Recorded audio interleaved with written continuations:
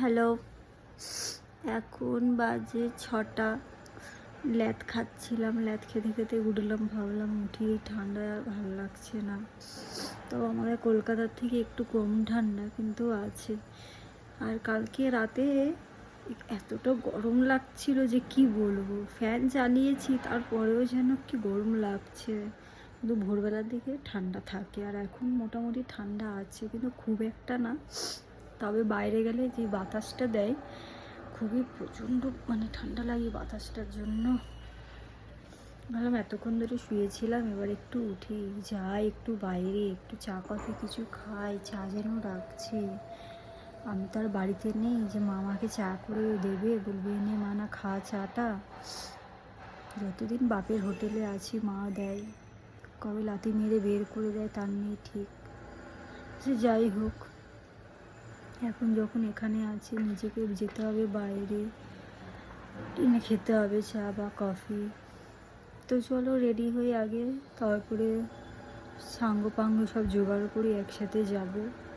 একা একা যেতে তো আর ভালো লাগে না।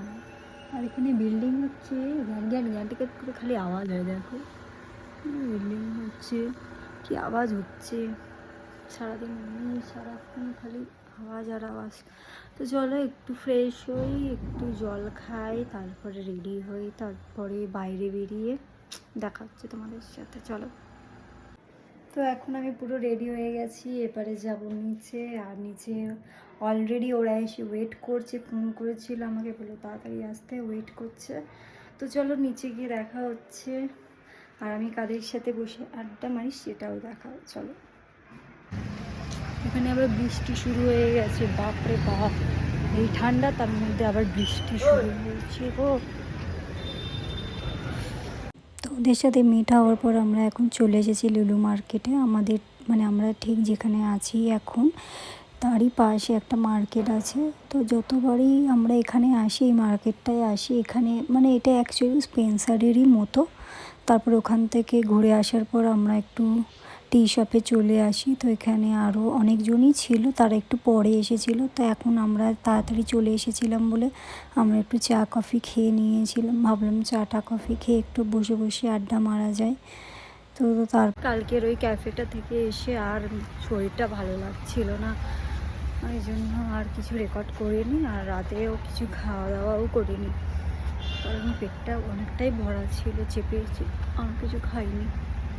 এখন সকালবেলায় বেরোলাম কলেজের জন্য, আবার দুপুরের দিকে আসবো। তো কলেজ থেকে এবার ফেরার টাইম হয়ে এসেছে, কারণ খুব খিদেও পেয়ে গেছে, যেহেতু কালকে রাতে কিছু খাইনি।